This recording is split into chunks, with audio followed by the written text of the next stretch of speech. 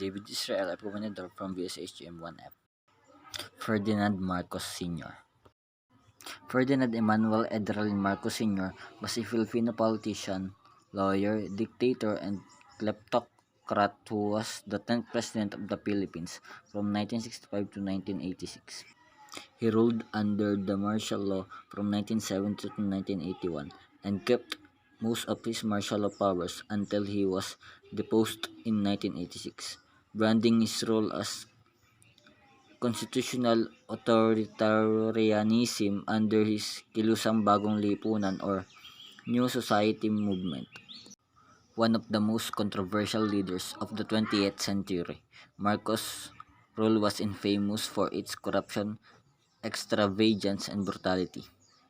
Ferdinand Emmanuel Edralin Marcos was born on September 11, 1917, in the town of Sarat, Ilocos Norte, to Mariano Marcos and Josefa Edralin. Mariano Marcos was a lawyer and congressman from Ilocos Norte, Philippines. He was executed by Filipino guerrillas in 1945 for being a Japanese propagandist and collaborator during World War II, drawn and quartered with the use of carabaos. His remains were left hanging on a tree. Josefa Marcos was a school teacher who would far outlive her husband, dying in 1988, 2 years after the Marcos family left her in Malacanang Palace when they fled into exile after the 1986 People Power Revolution. Ferdinand was baptized into the Philippine Independent Church, but was later baptized into the Catholic Church at the age of 3. Marcos lived with his first common-law wife Carmen Ortega, an Ilocana mestiza who was 1949 Miss Press Photography. They had 3 children and resided for about 2 years at 204 Ortega Street in San Juan. In August 1953, their engagement was announced in Manila dailies. Not much is known about what happened to Ortega and their children after, but Marcos married Imelda Trinidad Romualdez on April 17, 1954. Only 11 days after they first met, they had 3 biological children, Bongbong Marcos, Aimee Marcos, and Irene Marcos. Marcos' fourth child with Ortega was born after his marriage to Imelda. Marcos had an affair with American actress Dovie Beams from 1968 to 1970. According to reports by the Sydney Morning Herald, Marcos also had an affair with former Playboy model Evelyn Hegesy around 1970, and she reared a child with her, Annalisa Josefa, named after his mother Josefa. Marcos and Imelda later adopted Aimee Marcos.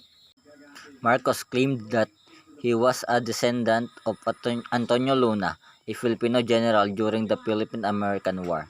He also claimed that his ancestor was a 16th century pirate, Lim Ahong, who used to raid the coast of the South China Sea. He is a Chinese mestizo descendant, just like many other presidents. Marcos studied law at the University of the Philippines in Manila. Attending the College of Law, he excelled in both curricular and extracurricular activities, becoming a member of the university's swimming, boxing, and wrestling teams. He was also an accomplished orator, debater, and writer for the student newspaper. While attending the UP College of Law, he became a member of the Upsilon Sigma Philippines, where he met his future colleagues in government and some of his staunchest critics. When he sat for the 1939 bar examinations, he was a bar top-notcher with a score of 92.35%. He graduated cum laude. He was elected to the Pi Gamma Mu and the Pi Gamma Pi International Honor Societies, the latter giving him its most distinguished member award 37 years later.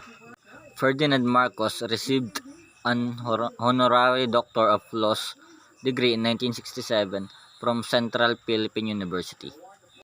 Marcos gained political success by claiming to have been the most decorated war hero in the Philippines, but many of his claims have been found to be false, with United States Army documents describing his wartime claims as fraudulent and absurd. After World War II, he became a lawyer, then served in the Philippine House of Representatives from 1949 to 1959 and the Philippine Senate from 1959 to 1965.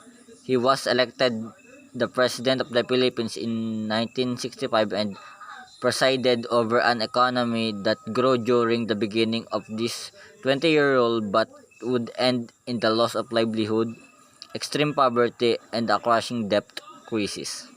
He pursued an aggressive program of infrastructure development funded by foreign debt, making him popular during his first term, although it would also trigger an inflationary crisis which would lead to social unrest in his second term. Marcos placed the Philippines under martial law on September 23, 1972.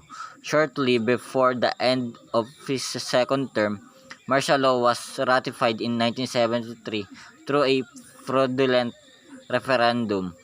The Constitution was revised, media outlets were silenced, and violence and oppression were used against the political opposition, Muslims, suspected communists, and ordinary citizens.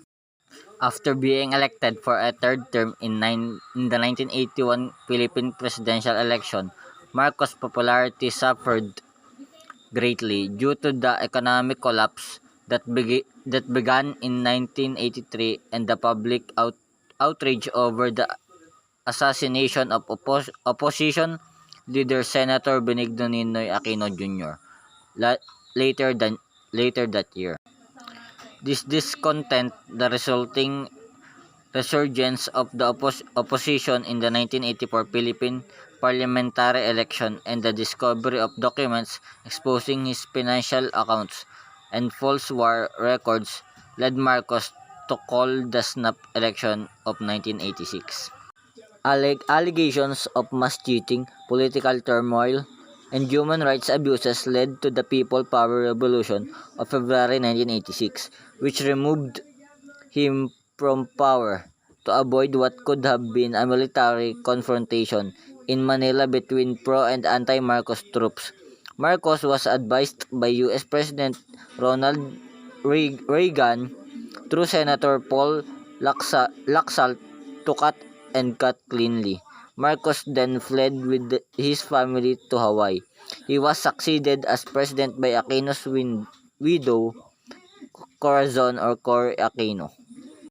According to source documents provided by the Presidential Commission on Good Government, the Marcos family stole $5 billion to $10 billion from the Central Bank of the Philippines. The PCGG also maintained that the Marcos family enjoyed a decadent lifestyle, taking away billions of dollars from the Philippines between 1965 and 1986. His wife Imelda Marcos, made infamous in her own right by the excesses that characterized her and her husband's conjugal dictatorship, is the source of the term Imeldific. Two of their children, Amy Marcos and Ferdinand Bongbong Marcos Jr., are still active in Philippine politics, with Bongbong having been elected president in the 2022 election. Ferdinand and Imelda Marcos held the Guinness World Record for the largest ever theft from a government for decades, although Guinness took the record down from their website while it underwent periodic review a few weeks before the 2022 Philippine presidential election.